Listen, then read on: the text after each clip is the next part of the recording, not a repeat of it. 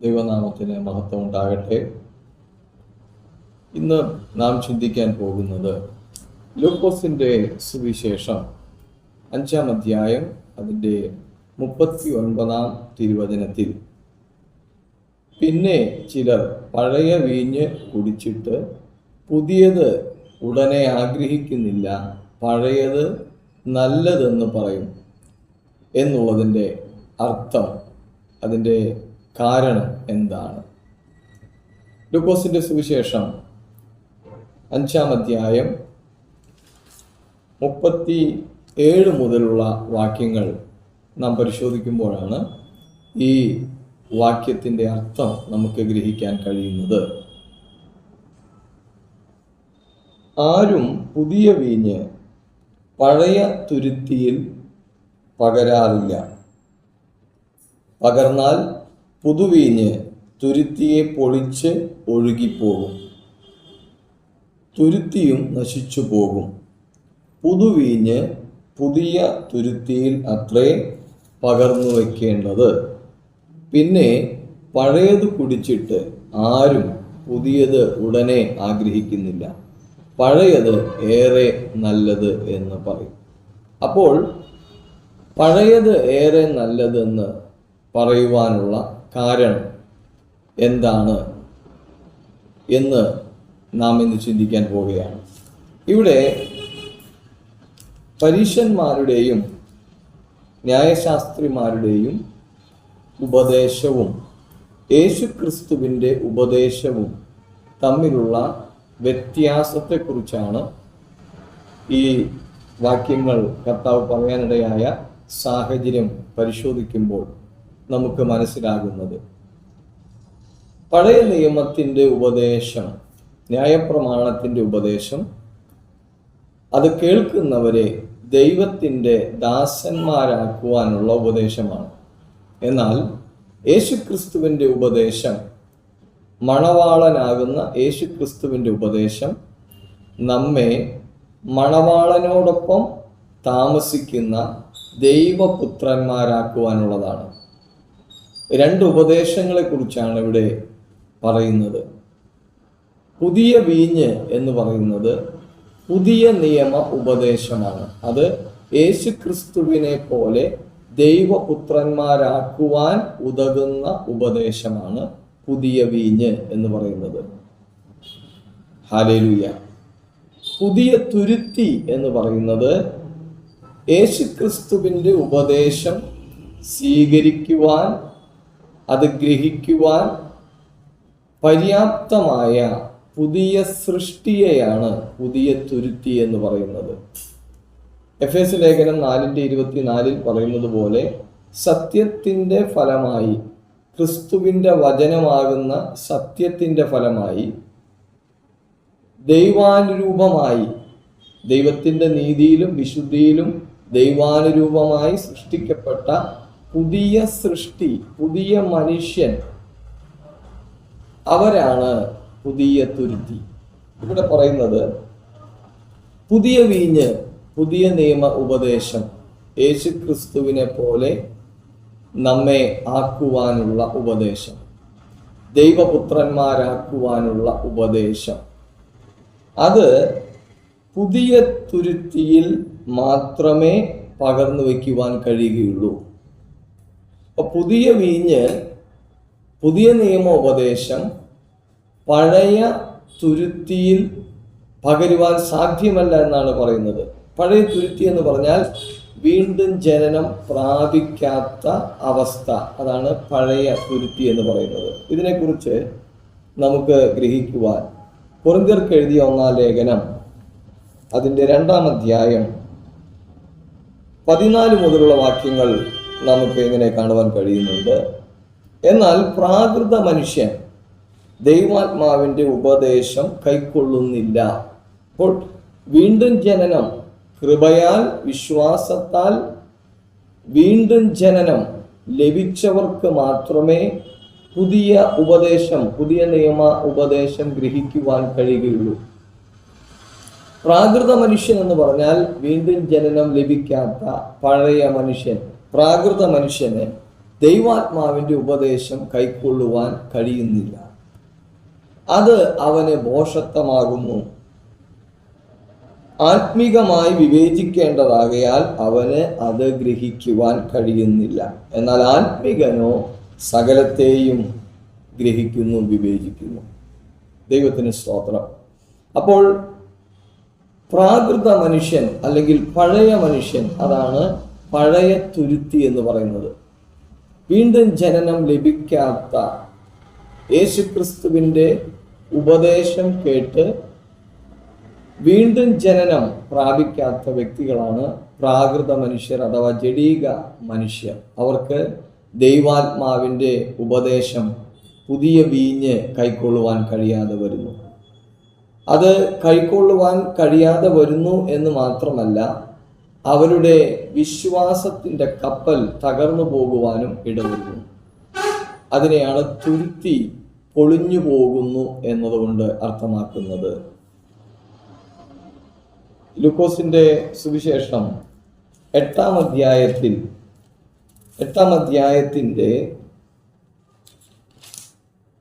13-ാമത്തെ തിരുവചനത്തിൽ പാറപ്പുറത്ത് വീണ വിത്തിനെ കുറിച്ചുള്ള വിശദീകരണം നൽകുന്ന സമയത്ത് കർത്താവ് പറയുന്ന കാര്യം നമുക്കിതിനോടനുബന്ധിച്ച് പഠിച്ചാൽ നല്ലതായിരിക്കും. ലൂക്കോസിന്റെ സുവിശേഷം 8:13 പറയുന്നു, പാറമേൽ ഉള്ളവരോ വചനം സന്തോഷത്തോടെ അത് കേൾക്കുമ്പോൾ കൈക്കൊള്ളുന്നവരെങ്കിലും അവർക്ക് വേരില്ല. അവർ തൽക്കാലം വിശ്വസിക്കുകയും പരീക്ഷാ സമയത്ത് പിൻവാങ്ങിപ്പോകുകയും ചെയ്യും. ഇന്ന് ഈ കാലഘട്ടത്തിൽ അനേകർ ഇപ്രകാരമുള്ളവരായി നാമധേയ വിശ്വാസികളായി മാറിയിരിക്കുന്ന ഒരു കാലഘട്ടമാണിത്. അതുകൊണ്ട് തന്നെ അനേകർ പരീക്ഷകൾ വരുന്ന സമയത്ത് അവർക്ക് ആത്മീകമായ സന്തോഷവും സമാധാനവും അനുഭവിക്കാൻ കഴിയാതെ ദൈവത്തിൻ്റെതായ നീതിയിലും വിശുദ്ധിയിലും ജീവിക്കുവാൻ കഴിയാതെ പിന്മാറ്റത്തിലേക്ക് പോകുന്നതായ ഒരു കാലഘട്ടം. ഹല്ലേലൂയ. അപ്പോൾ തുരുത്തി പൊളിഞ്ഞു പോകുക എന്ന് പറയുന്നത് ചിലര് പിന്മാറ്റത്തിലേക്ക് പോകുന്നു, അവരുടെ വിശ്വാസ കപ്പൽ തകർന്നു പോകുന്നു, അവർ നാശത്തിലേക്ക് പോകുന്നു. കാരണം പുതിയ നിയമ ഉപദേശം അവർക്ക് ഗ്രഹിക്കുവാനുള്ള പാകത്തിൽ അവർ രൂപാന്തരപ്പെട്ടിട്ടില്ല. രൂപാന്തരപ്പെട്ടതായ ഒരു ഹൃദയം, വേര് പിടിക്കാത്തതായ ഒരനുഭവം ഇന്ന് അനേകർക്കുണ്ട്. ദൈവത്തിന് സ്തോത്രം. അതുകൊണ്ട് ഇവിടെ പറയുന്നു, അവർക്ക് പരീക്ഷാ സമയത്ത് അവർ പിൻവാങ്ങിപ്പോകുന്നു, അവർക്ക് വേരില്ല. ദൈവത്തിന് സ്തോത്രം.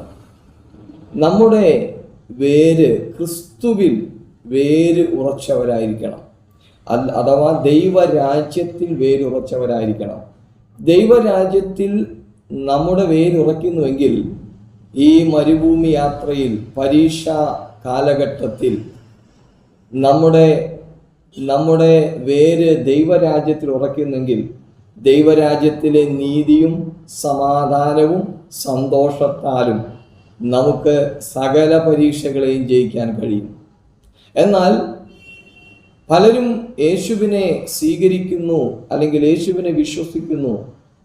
യേശുവിൻ്റെ ഉപദേശം, സത്യവചനം കൈക്കൊണ്ടിട്ടല്ല വിശ്വസിക്കുന്നത്. പലരും വിശ്വസിക്കുന്നത് യേശുവിൻ്റെ അത്ഭുത പ്രവൃത്തികളോ അടയാള പ്രവൃത്തികളോ അവരുടെ ജീവിതത്തിൽ സംഭവിക്കുന്നതോ അല്ലെങ്കിൽ മറ്റുള്ളവരുടെ ജീവിതത്തിൽ സംഭവിക്കുന്നതോ ആയ വാർത്ത കേട്ടിട്ടാണ് പലരും വിശ്വാസത്തിലേക്ക് വരുന്നത്.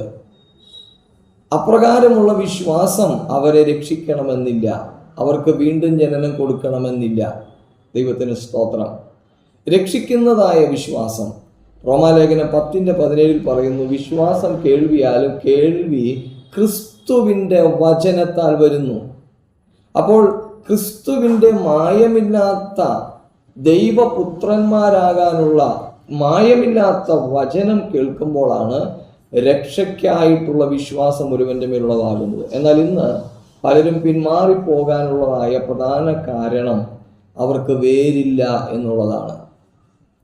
ക്രിസ്തുവിൻ്റെ വചനത്താലല്ല അവർ വീണ്ടും ജനിച്ചിരിക്കുന്നത്, അല്ലെങ്കിൽ പുതിയ തുരുത്തിയായിട്ട് അവർ മാറിയിട്ടില്ല. അതുകൊണ്ട് പുതിയ ഉപദേശം അവർക്ക് ഗ്രഹിക്കുവാൻ കഴിയുന്നില്ല. അതുമാത്രമല്ല, അത് അവരുടെ ജീവിതത്തെ നശിപ്പിക്കുന്നു. എന്താണ് ജീവിതത്തെ നശിപ്പിക്കുക എന്ന് പറഞ്ഞാൽ, ഇന്ന് അനേകർ വിശ്വാസികൾ നിരാശയിലും പെറുപെറുപ്പിലും ഉത്കണ്ഠയിലും കഴിച്ചുകൂടുകയാണ്. ഇവിടെ ലൂക്കോസിന്റെ സുവിശേഷം 5:39 പറയുന്നത്, ചിലരുടെ വിശ്വാസ കപ്പൽ തകർന്നുപോയി. അവരെ പഴയ തുരുത്തിയിൽ പുതിയ വീഞ്ഞ് പകർന്നു കഴിഞ്ഞാൽ തുരുത്തി പൊളിച്ച് വീഞ്ഞ് ഒഴുകിപ്പോയ അവസ്ഥയിൽ അനേകരായിരിക്കുകയാണ്. അപ്പോൾ അവിടെ ഹൃദയത്തിൽ സന്തോഷമില്ല. വേര് ദൈവരാജ്യത്തിൽ ഉറക്കാത്തത് കൊണ്ട് പരീക്ഷ സമയത്ത് അവർക്ക് അതിനെ ജയിക്കുവാൻ കഴിയുന്നില്ല. പരിശുദ്ധാത്മാവിലുള്ള സന്തോഷത്താൽ ഈ ലോകത്തിലെ ദുഃഖങ്ങളെ ജയിക്കുവാൻ കഴിയുന്നില്ല. അതുകൊണ്ട് പഴയത് മതി എന്ന് പറഞ്ഞ് അനേകർ ഇന്ന് വിശ്വാസം വിട്ട് വിശ്വാസത്യാഗികളായി പഴയതിലേക്ക് തിരികെ പോയിക്കൊണ്ടിരിക്കുന്നതായ ഒരു കാലം. അതാണ് ഈ വചനം കൊണ്ട് അർത്ഥമാക്കുന്നത്. പഴയത് കുടിച്ചിട്ട് ആരും പുതിയത് ആഗ്രഹിക്കുന്നില്ല. അത് വേര് പിടിക്കാത്തവരാണ്, യഥാർത്ഥമായി പുതിയ തുരുത്തിയാകാത്തവരാണ്, പ്രാകൃത മനുഷ്യന്മാരാണ് അപ്രകാരം പിന്മാറിപ്പോകുന്നത്. പഴയത് കുടിച്ചിട്ട് പുതിയത് ആഗ്രഹിക്കുന്നില്ല. മാത്രമല്ല, അവർ പറയുന്നത് പഴയതാണ് ഏറെ നല്ലത് എന്ന് നാം ഈ കാലഘട്ടത്തിൽ കേട്ടുകൊണ്ടിരിക്കുകയാണ്. പലരും പിന്മാറിപ്പോയി പറയുന്നു പഴയതാണ് നല്ലത്. ഹല്ലേലൂയ. അതിൻ്റെ കാരണം ഇതാണ്, അവർ യഥാർത്ഥമായി ക്രിസ്തുവിൽ വേര് പിടിച്ചവരല്ല. പുതിയ നിയമ ഉപദേശം സ്വീകരിക്കുവാൻ പര്യാപ്തമായ ഒരു പാത്രമായി അവർ മാറിയിട്ടില്ല. അതുകൊണ്ട് പഴയതേറെ നല്ലതെന്ന് പറഞ്ഞു. ചിലര് പഴയതിലേക്ക് മാറിപ്പോകുന്നില്ലെങ്കിലും ഹൃദയത്തിൽ സങ്കടത്തോടെ, നിരാശയോടെ, പെറുപെറുപ്പോടെ പഴയത് തന്നെ നല്ലതായിരുന്നു എന്ന് പറഞ്ഞുകൊണ്ട് ജീവിക്കുന്ന വിശ്വാസികളും ഇന്ന് നമുക്ക് കാണാൻ കഴിയും. അപ്പോൾ ദൈവം നമ്മെക്കുറിച്ച് ആഗ്രഹിക്കുന്നത്, നാം ഈ ഭൂമിയിൽ ദൈവപുത്രന്റെ ഉപദേശം കേട്ട് ദൈവപുത്രന്മാരാകുവാൻ വിളിക്കപ്പെട്ടവരാകുന്നു. അതുകൊണ്ട് ഈ ഭൂമിയിലെ പരീക്ഷാ സമയങ്ങളിൽ നാം അടിപതറാതിരിക്കേണ്ടതിന് ക്രിസ്തുവിൻ്റെ വചനത്തിൽ വേരൂന്നി, ക്രിസ്തുവിൽ വേരൂന്നി, ദൈവരാജ്യത്തിൽ വേരൂന്നി, നീതിയും സമാധാനവും പരിശുദ്ധാത്മാവ് നൽകുന്ന സന്തോഷവും ധാരാളം അനുഭവിച്ച് ദൈവപുത്രന്മാരാകുവാനുള്ള വളർച്ച പ്രാപിക്കുന്നവരായി തീരണമെന്നാണ് ദൈവം നമ്മെക്കുറിച്ച് ആഗ്രഹിക്കുന്നത്. ദൈവമായ കർത്താവ് നമ്മെ ഈ വചനങ്ങളാൽ ധാരാളമായി അനുഗ്രഹിക്കുമാറാകട്ടെ. ആമേൻ, ആമേൻ.